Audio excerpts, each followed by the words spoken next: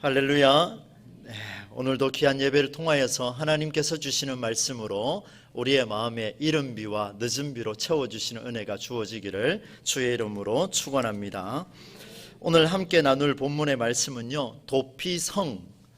오늘 성읍 이야기를 좀 해야 될 것 같은데, 여러분 성경에 아마 소제목이 붙은 분들은 이렇게 적혀 있을 겁니다.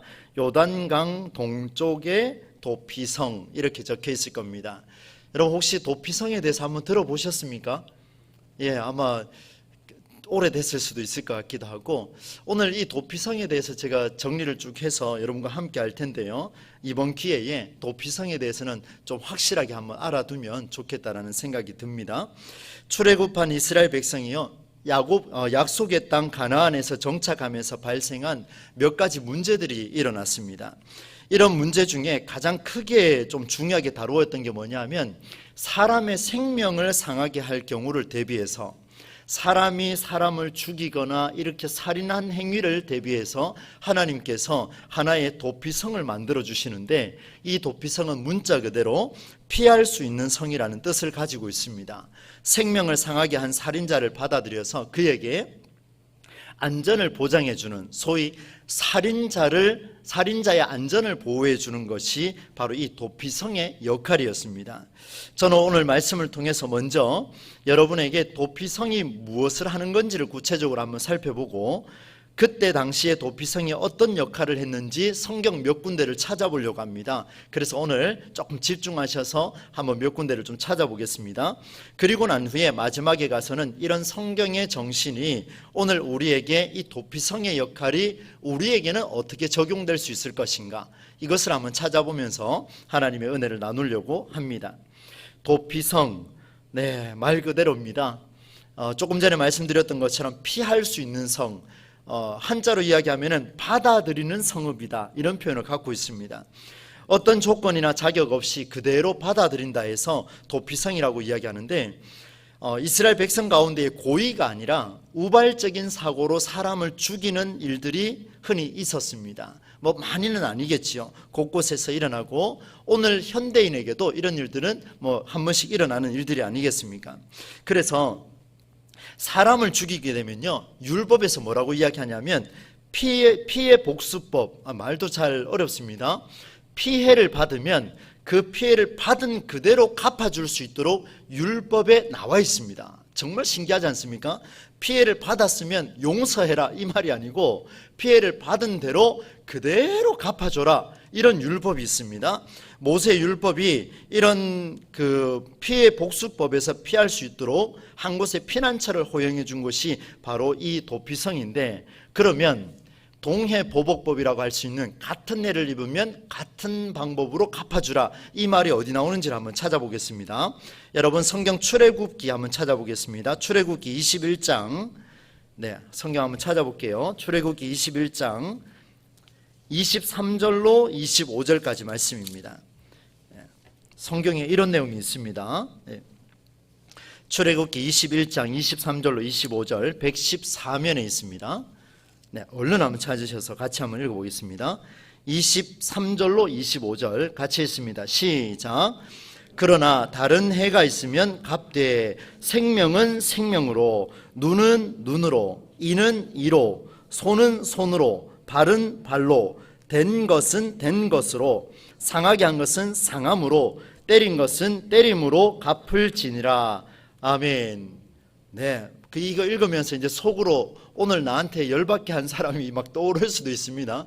내가 그대로 갚아줘야지, 왜? 성경이 기록하고 있으니까 내일 만나기만 해봐라, 이렇게 생각하실 수가 있을 텐데, 성경은 참 특이하죠. 이런 내용을 율법에 담고 있습니다. 내용을 보니까 이렇습니다.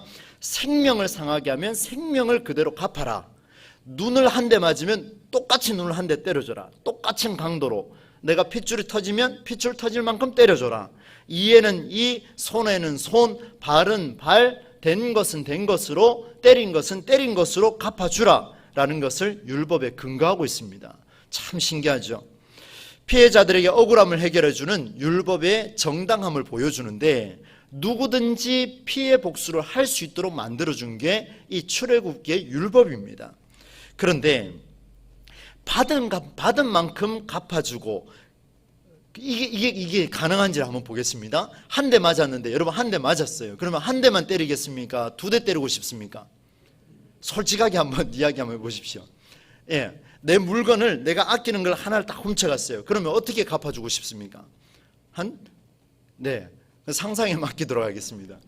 한 대 맞으면요, 억울해요. 막 분해가지고요. 이렇게 이야기하죠. 내가 이 한 대 맞은 걸로 인해서 고민하고 힘들었던 시간적인 것들도 갚아주려고 애를 쓰죠. 그러니까 1을 받으면 몇 배로 갚아주냐면 2를 갚아주거나 3으로 이렇게 대적하고 있는 그런 모습이 우리 인간의 심리입니다. 그러니까 출애굽기에 보면은요, 받은 만큼만 그대로 갚아주는 것도 굉장히 어렵다라는 것을 보여주는데, 그러면 오늘 성경에서는 문제가 뭐냐면요, 생명을 상하게 하거나 때리고 상하게 하는 일 등이 과실치사라 그러죠.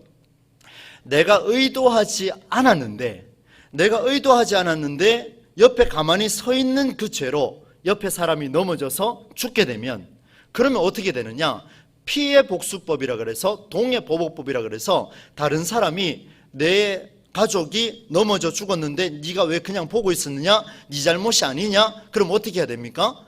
피해 복수법을 하자면 그 사람을, 옆에 서 있는 사람도 죽일 수 있더라는 거예요. 이게 율법에 근거해서 합당한 것을 그때 해석이 됐습니다. 그러니까 과실치사인 경우도 율법의 근거로 억울한 죽음을 겪을 수 있는 이 문제가 굉장히 많이 일어나기 시작합니다. 그래서 하나님께서 법을 주시는데 무슨 법을 주시냐면 도피성을 허락해 주십니다.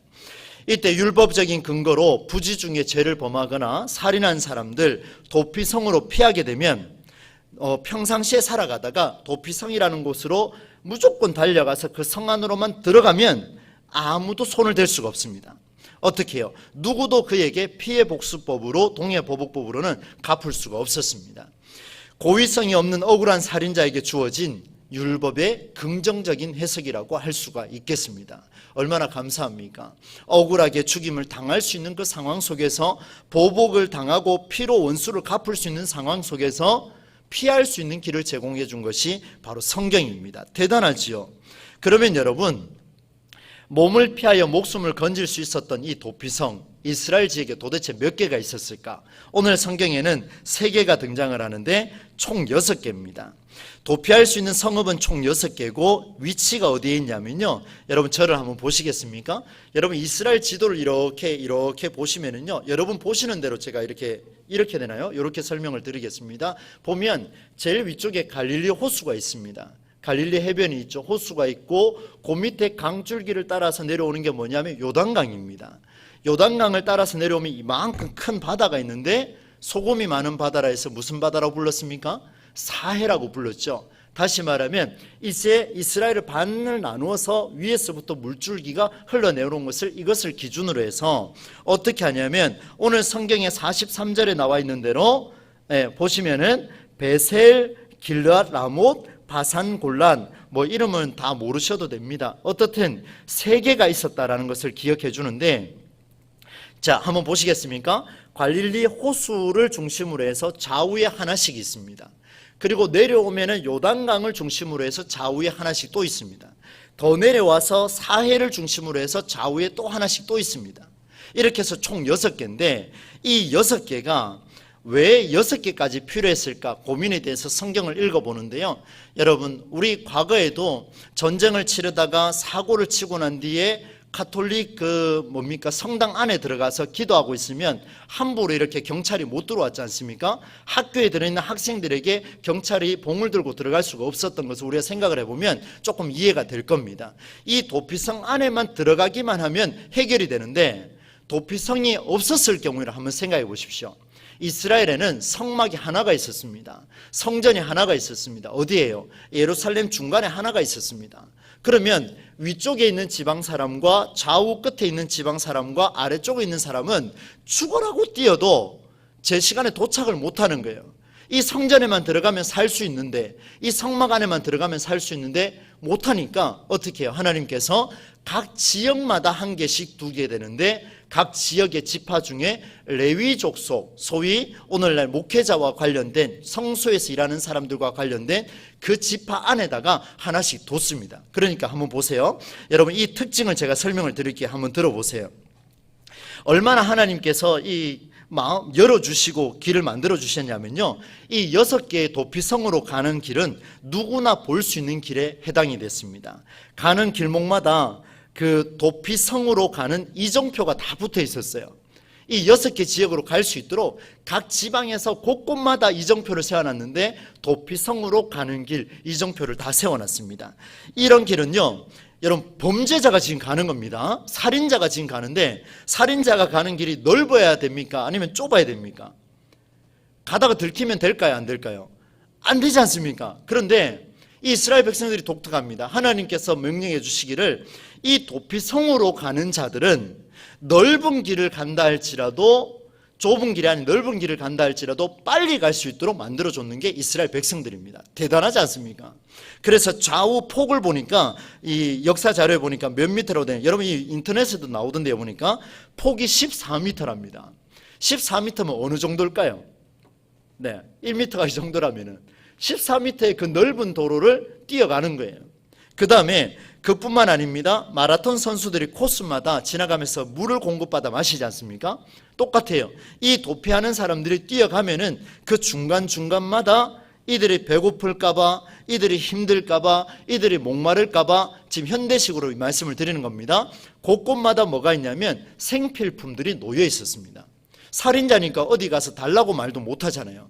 그러니까 가는 곳곳마다 가지고 갈 수 있도록 만들어줬어요.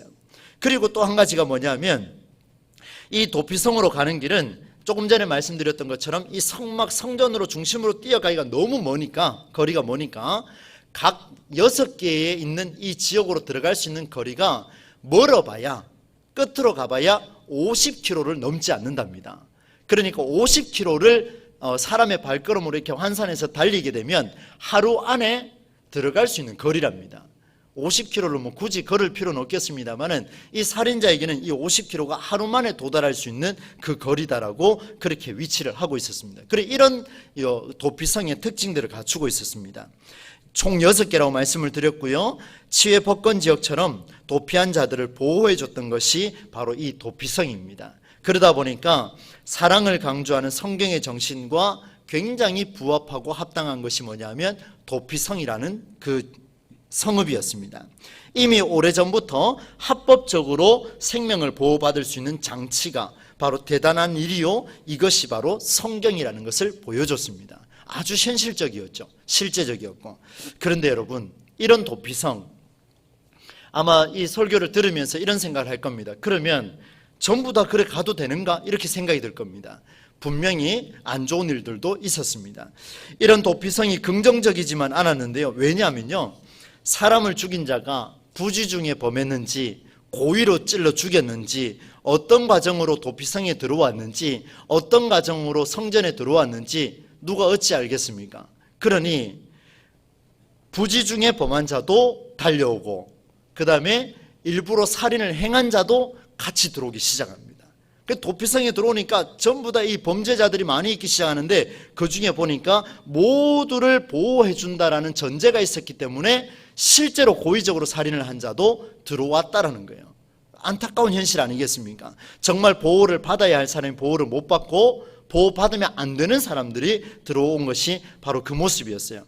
여러분, 유대 율법에 능통했던 신약시대 야고보의 기록을 한번 들려드리겠습니다.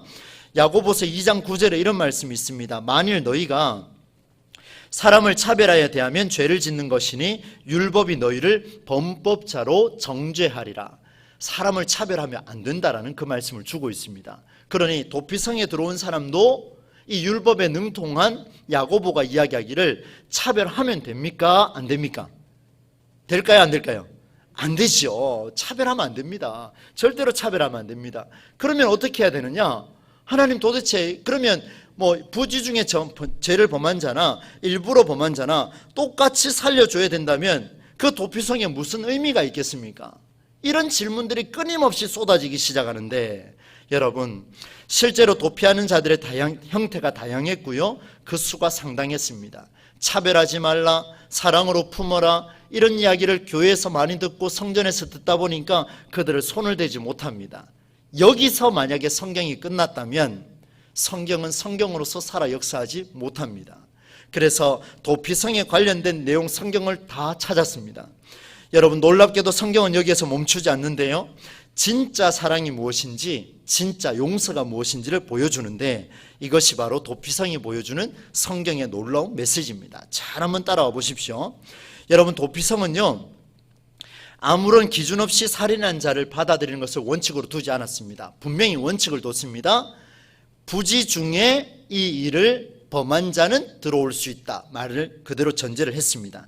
여러분, 42절, 오늘 본문 신명기 4장 42절 우리 같이 한번 읽어보도록 하겠습니다. 읽습니다. 시작. 이는 과거에 도피하게 하기 위함이며 그 중 한 성읍으로 도피한 자가 그의 생명을 보전하게 하기 위함이라. 아멘. 여러분, 일부러 살인한 자도 도피할 수 있다고 되어 있습니까? 없지요. 부지 중에 나도 모르게 전혀 생각지도 못한 상황 속에서 그런 일이 벌어졌을 때 피할 수 있는 곳을 만들어준 게 바로 이 내용입니다. 그렇다면 조금 더 구체적으로 민수기 35장으로 넘어가겠습니다. 여러분, 졸릴 수 있습니다. 조금만 더 힘을 내봅시다. 민수기 35장 9절로 12절까지입니다. 민수기 35장, 조금 앞에 한 6장만 넘기면 되겠네요. 255쪽입니다. 35장 9절로 12절까지 같이 한번 읽어보도록 하겠습니다. 12절까지, 9절로 12절입니다. 시작. 여호와께서 또 모세에게 말씀하여 이르시되 이스라엘 자손에게 말하여 그들에게 이르라. 너희가 요단강을 건너 가나안 땅에 들어가거든 너희를 위하여 성읍을 도피성으로 정하여 부지 중에 살인한 자가 그리로 피하게 하라. 이는 너희가 복수할 자에게서 도피하는 성을 삼아 살인자가 회중 앞에 서서 판결을 받기까지 죽지 않게 하기 위함이니라. 아멘. 조금 이해가 되셨는지요? 여러분, 내용을 잘 보시면요, 도피성이라는 것은 죄를 범한 자가 들어왔을 때 그들이 피할 수 있는 공간은 확실합니다. 그런데 내용을 보니까 여러분 11절이죠. 예, 11절에 부지 중에 살인한 자가 그리로 피하게 하라. 전제가 됐죠. 일부러 살인한 자는 들어가면 안 됩니다. 그런데 12절에 보니까 너희가 복수할 자에게서 도피하는 성을 삼아서, 그 다음에 뭐라고 되어 있습니까? 살인자가 회중 앞에 어떻게 해요? 서서 판결을 받기까지 죽지 않게 하기 위함이니라. 이게 바로 이유라는 거예요. 여러분, 도피성을 만들어 놓은 이유가 피해 들어왔다고 해서 그들을 모조리 용서하고 모조리 사랑으로 품고 모조리 없는 일로 만들어주는 것이 아니고, 뭐냐면 살인자가 회중 앞에 서게 하고 판결을 받아서 그것이 정말 부지 중에 행한 것인가 아니면 고의로 행한 것인가를 검토하겠다는 거예요. 이게 바로 성경입니다. 무작정 사랑으로 받아주는 게, 여러분 조금 이따 제가 사랑의 의미도 다시 한번 설명을 드리겠습니다만은 그게 아니라는 것을 보여줘요. 도피성 내의 제사장이나 성읍의 장로들이 함께 판단하고 악랄하고 고의로 살인한 자를 반드시 공개 집행하여 생명을 상하게 한 자의 결과가 어떤 것인지를 보여줬던 게 도피성의 재판이었습니다. 도피한 자 모두에게 재판이라는 과정을 반드시 거치게 해서 고의성 여부를 판단하게 했고, 재판이 진행되기 전까지는 그들의 생명이 안전하게 보장받았다는 것을 중요한 성경의 정신을 보여주고 있습니다. 도피성을 만든 이유는 두 가지였습니다. 한번 따라서 할까요? 재판이라는 과정을 통해 고의성 여부를 판단하고, 이게 첫 번째예요. 두 번째 한번 따라하겠습니다. 재판이 진행되기 전까지 그들의 생명이 보장받았다. 이 두 가지입니다. 여러분, 앞부분에 제가 말씀을 드렸을 때는 도피성에 누구든지 들어오면 보호받는다라고 이야기했지만 사실 도피성의 이야기를 조금 더 깊이 들어가니까 무조건 보호받는 게 아니라 재판하는 그때까지 생명이 보존받는 것이고, 그 다음에 재판이라는 과정을 통하여 반드시 선과 악을 찾아내겠다라고 하신 게 하나님께서 만드신 도피성입니다. 놀랍지 않습니까? 우리가 생각하는 것과는 차원이 달라졌습니다. 이런 관점에서 볼 때 도피성 안으로 피한 자들을 그냥 지켜보고 있는 것은요, 그들의 죄를 숨겨주는 것과 같습니다. 잘 들어보십시오. 잘못에 대한 재판을 진행하지 않고 그들을 사랑으로 품어준다, 그들의 죄를 덮어준다, 그들의 죄를 덮어주는 게 아니라 그것은 숨겨주는 겁니다. 숨겨준다라는 의미는 다른 말로 그것을 인정해준다라는 것과 같습니다. 고의적으로 살인한 자가 들어왔는데 그것을 묻어주고 덮어준다고 하는 것은 그것을 오히려 숨겨주는 것과 같으며, 네가 잘못한 것을 나도 그대로 인정해준다라는 말과 같습니다. 얼마나 두렵고 무서운 말씀입니까? 오늘 아침 큐티 말씀입니다. 저는 이 말씀이 하루 종일 귀에서 쟁쟁거렸습니다. 왜냐하면 새벽기도 때 이 말씀이 풀리지가 않았기 때문이에요. 여러분, 잠언 10장 12절 말씀인데요, 제가 한번 읽어드립니다. 미움은 다툼을 일으켜도 사랑은 모든 허물을 가리느니라. 들어보셨죠, 그죠? 한번 따라서 해볼까요? 미움은 다툼을 일으켜도 사랑은 모든 허물을 가리느니라. 아멘. 여러분, 미워하지 말고 사랑하라, 이 말입니다. 사랑해서 모든 허물을 덮어주라, 모든 허물을 가려주라. 이 말이 여러분, 덮어주고 가려주고 이런 것들이 정말 그게 사랑일까? 계속해서 반문이 생기고 질문이 생기는데요, 여러분 한번 들어보십시오. 여러분, 그리스도의 사랑은 용서가 맞습니다. 덮어주셨어요. 근데 덮어줬는데 그 죄를 덮었습니까? 무엇을 덮었습니까? 그리스도의 사랑은 용서로 나를 덮어주셨어요. 이 부족하고 허물과 죄 많은 나를 하나님께서 그대로 덮어주셨는데, 놀라운 사실은 그 덮어주심으로 말미암아 새로운 피조물로 살아갈 수 있도록, 응답할 수 있도록 일으켜주셨다는 거예요. 여러분, 이게 사랑입니다. 네 죄를 내가 인정하노라, 너 다시는 안 그러면 될 거야, 괜찮아, 너 죄 안 받아도 돼, 벌 안 받아도 돼, 그대로 덮어주는 게 사랑이 아니고, 너의 죄를 내가 사하노라, 그러나 너는 이 길로 가면 되지 않으니라, 앞으로 새로운 피조물로 살아낼 수 있겠느냐, 묻고 질문하고 우리를 품고 안아주신 게 뭐냐면 그게 바로 그리스도의 사랑이었습니다. 이게 바로 사랑은 모든 허물을 가리느니라. 그리스도께서 우리를 다 덮어주셨기 때문에, 그렇기 때문에 우리가 다시 일어설 수 있다는 것을 보여주는 게 바로 이 사랑입니다. 여러분, 부지 중에 죄를 범한 자, 여러분 한번 보십시오. 죄를 고의로 범한 자에게 재판을 진행하지 않고 그들을 사랑으로 품어준다, 죄를 덮어준다? 아니요. 그것은 숨겨주는 겁니다. 방관하는 겁니다. 그것은 그를 죽이는 것과 같습니다. 정말 그를 살리고 싶으면 입을 열어야 하겠죠. 정말 그를 살리고 싶다면 그로 하여금 새로운 삶으로 돌아올 수 있도록, 새로운 삶으로 새 출발할 수 있도록, 이전 것은 지나갔으니 보라, 어떻게 됐다고요? 새 것이 되었노라. 아멘. 그리스도 안에서 새 것으로 살아갈 수 있도록 만들어주고 역할을 해주는 것이 오늘의 교회의 역할이요, 도피성의 역할이라는 것을 보여줍니다. 여러분, 정말 중요합니다. 생명을 상하게 한 그 죄에서 벗어날 수 있도록 그를 위해 내 몸과 마음을 다하는 것을 사랑이라고 성경은 선포합니다. 이것은 단순히 잘못을 경고하거나 가르치라는 그런 말씀이 아니죠. 도피한 자가 허물을 벗을 수 있는 길을 제공하라라는 말씀과 같습니다. 그러니 재판할 때까지는 생명을 보존해주고, 그 재판의 과정을 통해서 고의성 여부가 있다면, 고의성이 짙다면 그로 하여금 돌이킬 수 있도록 벌을 내려야 된다. 그게 하나님의 방법이에요. 여러분, 이 도피성을 한번 보십시오. 저도 또다시 깜짝깜짝 놀랄 만한 그런 내용을 보게 됩니다. 그리고 여러분, 이 성경이 도피성을 만든 성경의 정신이 또 있습니다. 뭐냐면요, 놓쳐서는 안 되는 중요한 말씀인데, 여러분 성경 민수기 35장 이제 22절로 28절까지 말씀을 읽어보겠습니다.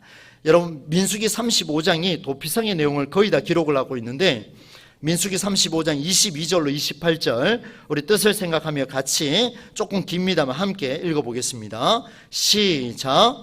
악의가 없이 우연히 사람을 밀치거나 기회를 엿봄이 없이 무엇을 던지거나 보지 못하고 사람을 죽일 만한 돌을 던져서 죽였을 때에 이는 악의도 없고 헤아려 한 적도 아닌즉 회중이 친 자와 피를 보복하는 자 간에 이 규례대로 판결하여 피를 보복하는 자의 손에서 살인자를 건져내어 그가 피하였던 도피성으로 돌려보낼 것이요 그는 거룩한 기름 부음을 받은 대제사장이 죽기까지 거기 거주할 것이니라.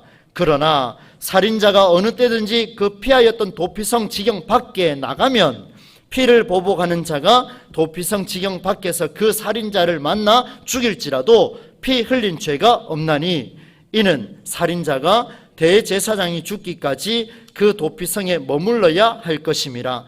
대제사장이 죽은 후에는 그 살인자가 자기 소유의 땅으로 돌아갈 수 있느니라. 아멘. 내용이 굉장히 길었습니다. 설명을 한번 드릴게요. 저를 한번 보시겠습니까?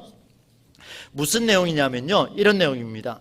여러분, 부지 중에 살인한 일, 여러분 조금 전에 말씀을 드렸어요. 부지 중에 살인한 사람도 들어왔고 고의로 살인한 사람도 도피성 안에 들어왔습니다. 그러나 이것을 모두가 품으라고 이야기하지 않았고 하나님께서는 이들의 생명을 보존해 주는데 언제까지요? 재판하는 그때까지. 그리고 재판하고 고의성 여부가 판단이 되면 고의성이 있으면 벌을 내리고 고의성이 없으면 돌려보냅니까? 고향으로 돌려보냅니까? 그게 아니라는 거예요. 오늘 내용이 그겁니다. 죄를 짓든 고의성으로 하든 고의성으로 하지 않든 고의성으로 한 것은 반드시 벌을 내려서 책임을 묻지만 고의성으로 하지 않았는데 사람이 죽었다. 여러분, 성경은요 철저하게 생명 중심이에요. 내가 고의적으로 하지 않았는데 생명이 상하면 성경은 아주 놀랍게도 오늘 무시무시한 이야기를 오늘 우리에게 들려줍니다. 부지 중에 살인한 일이 있다 할지라도 그는 도피성에서 절대로 나올 수 없었습니다. 고향으로 돌아갈 수 있느냐? 아니요. 그는 생명을 상하게 했기 때문에 어떻든 생명이 죽었다면, 그로 인하여 죽었다면 부지 중이라 할지라도 돌아가서는 안 됩니다. 오늘 22절로 28절까지 말씀이 이런 내용입니다. 만일 그가 나는 이제 결백하다, 나는 죄가 없다, 나는 고향으로 돌아가겠습니다, 제사장님 저는 돌아가겠습니다, 나를 이제 풀어주십시오 하고 보따리 싸고 그 성 밖으로 나가면 어떤 일이 벌어진다고요? 밖에서 이를 갈고 있던 당신 때문에 내 가족이 죽었다, 네가 부지 중이라 할지라도 이를 갈고 있던 그 사람이 성 밖에 나온 보따리 맨 그 사람을 찔러 죽여도 죄가 있다 없다? 없다. 기가 막힌 거 아닙니까? 기가 막힌 거 아닙니까? 정말 성경은요 오직 생명 중심으로 이루어져 있습니다. 저도 생명 목회를 꿈꾸고 있습니다마는 철저하게 어떤 한 영혼이라도 마음이 상하고 마음이 복잡해지면 그에 대한 책임은 분명히 져야 합니다. 그것이 바로 성경이에요. 그렇지 아니하다 할지라도 여러분, 신약에 와서 사랑을 늘 강조하고 있습니다마는 이것이 사랑과 어떻게 연결되는지 우리가 조금 전에 봤지 않습니까? 도피성에서 나올 수 있는 유일한 근거가 있습니다. 한 가지가 있습니다. 그게 뭐냐 하면 28절에 보니까, 여러분 보세요. 28절에 이는 살인자가 언제까지 되어 있습니까? 대제사장이 죽기까지 그 도피성에 머물러야 할 것임이라. 그 다음 읽어봅시다. 시작. 대제사장이 죽은 후에는 그 살인자가 자기 소유의 땅으로 돌아갈 수 있느니라. 이렇게 되어 있습니다. 여러분, 대제사장이 언제 죽을지 누가 압니까? 언제 죽겠습니까? 그것도요 모든 민족의 그 지역의 레위 지파 속에 대제사장들이 곳곳에 있는데 이 대제사장들이 그들의 죄를, 속죄제, 속건제, 이 죄를 하나님 앞에 제사를 올려드리면서 용서를 구하는 그 대제사장이 언제 죽을지 누가 아냐고요. 여러분, 부지 중에 죄를 짓고 들어온 자가 먼저 죽을 수도 있는 일 아니겠습니까? 그런데 성경은 뭐라고 이야기하냐면 단 한 명의 생명이라도 상한다면 너는 그 대제사장, 모든 민족의 죄를 짊어지고 하나님 앞에 통회하고 회개할 수 있는 그 단 한 사람이 죽기 전까지는 너는 나갈 수 없느니라. 왜? 너로 인하여 생명이 상했기 때문에 그렇다, 이 말을 하고 있습니다. 얼마나 무서운 말입니까? 여러분, 우리 그리스도인들의 삶이 이 생명 하나를 소중하게 여기지 않으면 여러분의 사업장에서, 여러분의 일터에서, 회사에서 혹시 이 후배들과 동료들과 이런 사람들의 마음을 상하게 한 적이 있습니까? 여러분, 우리는 좀 진지하게 우리는 다가가야 될 겁니다. 교회 안에서 신앙생활하면서 서로의 마음을 상하게 한 적이 있습니까? 정말 진지하게 우리는 봐야 됩니다. 오늘 저는 이것을 강조하려고 도피성을 찾은 게 아닌데, 말씀을 읽으면 읽을수록 하나님께서 이 공동체를 얼마나 사랑하시고, 그러나 그 공동체 속에 고유성이 나타나는 단 한 명의 생명이라도 너무나 귀하게 여기시는 그 하나님의 마음이 느껴지게 되었습니다. 의도적이지 않다 할지라도 사람의 생명을 상하게 한 그 일은 대제사장의 죽음 외에는 어떤 대속적인 가치도 없었습니다. 부지 중에 죄를 범한 그의 생명은 도피성에서 보장받았지만, 그가 어떤 이유에서건 생명을 상하게 한 일이 있다면 용서받으려면 그 용서받는 길이 너무나 멀고 어렵다라는 것을 보여줍니다. 여러분, 오늘 이 성경의 말씀을 우리의 가슴에 새기기를 원합니다. 마지막으로 말씀을 마무리하면서 이렇게 한번 적용하려고 합니다. 여러분, 우리가 몸담고 있는 이 교회가 오늘 우리 시대의 도피성이 되기를 간절히 소망합니다. 우리 동부제일교회가, 여러분, 이 땅의 한국교회가, 많은 교회가 사람의 물질 중심으로 흘러가고 명예 중심으로 흘러가고 권력 있고 힘 있는 자들에게 붙어서 목회를 하고 있는 이런 현실들, 저도 자유로울 수는 없겠죠. 여러분, 그러나 성경을 볼 때마다 우리는 깨달아야 되지 않겠습니까? 우리가 몸담은 이 교회가 이 시대의 도피성이 돼야 됩니다. 왜요?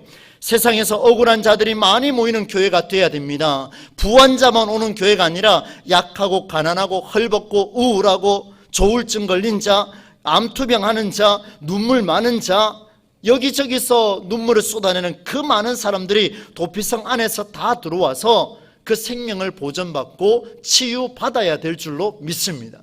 우리 신암동 지역과 우리 동구 지역과 우리 대구 도성을 위하여 우리 늘 부르짖고 기도하지 않습니까? 그러면 새로 들어오는 사람이 있으면 정말 따뜻하게 품어야 됩니다. 왜요? 그 한 생명은 하나님께서 도피성을 만들어 그를 살리고 싶어서, 죄를 지었다 할지라도 살리고 싶어서 만들어 놓은 게 도피성인데, 그럼 우리 교회가 이 역할을 감당해야 되지 않겠습니까? 이것이 바로 교회의 정체성이죠. 이 땅에 세워진 모든 교회가 이 사명을 감당할 때가 되었습니다. 너무나 중요합니다. 너무나 소중합니다. 그리고 또 한 가지 적용이 뭐냐 하면요, 오늘 우리가, 저와 여러분이 도피성이 되어야 하겠습니다. 한번 따라서 합시다. 오늘 내가 도피성이 되겠습니다. 이걸 잘 한번 생각해 보십시오. 다양한 사람들이 나를 찾는 그런 도피성이 되어야 됩니다. 그런데 여러분 보세요. 모든 일을 품을 수 있는 사랑이 있어야 모든 사람을 품을 수 있다, 이렇게 생각을 하는데 맞습니다. 사랑이 있어야 돼요. 사랑이 없으면 도피성이 될 수가 없습니다. 그런데 그 사랑, 그리스도께서 자기 죽음으로 우리의 허물을 벗기신 것처럼 도피성을 찾는 이들의 허물을 벗겨줄 수 있는 자가 되어야 됩니다. 허물을 가리는 것이 중요하다 말씀을 드렸죠. 그런데 그것을 덮고 끝나버리면 안 됩니다. 덮고 끝나면 안 돼요. 덮어주는 순간 다른 사람이 이를 손대지 못하게는 만들어주지만, 그러나 덮었던 그의 죄는 속함을 받지를 못합니다. 이게 바로 성경이에요. 놀랍지 않아요? 우리가 생각하고 고민해야 될 부분들이 바로 이 부분입니다. 오늘 우리가 하나님이 약속하신 그 도피성이 되려면 진짜 사랑을 해야 됩니다. 말로만 하는 사랑이 아니고 정말 그를 살리고 싶으면 그에게 말도 할 수 있어야 되고, 그냥 지켜보면 안 돼요. 사회에서는 통념으로 허용되지 않는 부분까지 교회에서는 사랑으로 품으라 이야기하는데, 그게 무슨 사랑인지를 다시 한번 우리는 생각할 때가 되었다라는 것을 오늘 주님께서 우리에게 보여주십니다. 오늘도 여전히 여러분 나의 억울함을 풀어줄 도피성을 찾는 데만 급급하고 계시다면, 오늘부터 저와 여러분은 서로를 위해서 도피성이 되어주시기를 바랍니다. 말씀을 맺는 가운데 우리 좌우 옆뒤에 계신 분, 앞뒤에 계신 분들과 이렇게 한번 권면하겠습니다. 당신을 위해 제가 도피성이 되겠습니다. 입으로 뱉은 거는 조심하셔야 됩니다. 굉장히 중요합니다. 장로님을 위해서, 우리 권사님 위해서, 우리 집사님 위해서, 우리 성도님 위해서, 그리고 목사님을 위해서 제가 도피성이 되어드리겠습니다. 무슨 의미인지 아시겠습니까? 내 목숨이 끊어지는 한이 있더라도 당신이 바른 길로만 갈 수 있다면 내 모든 것을 던져드리겠습니다. 이 말입니다. 십자가에 죽으신 그리스도 한번 떠올려 보십시오. 이스라엘 12지파를 향한 하나님의 역사가 생명을 보전하는 모든 일에서 펼쳐진 것처럼 오늘 우리가 도피성으로 살아가는 우리의 수고를 통해서 생명을 보전하는 하나님의 역사를 이어가는 복된 은혜가 저와 여러분 모두에게 나타나기를, 특별히 우리 동부제일교회가 되기를 주 예수 그리스도의 이름으로 간절히 축원합니다.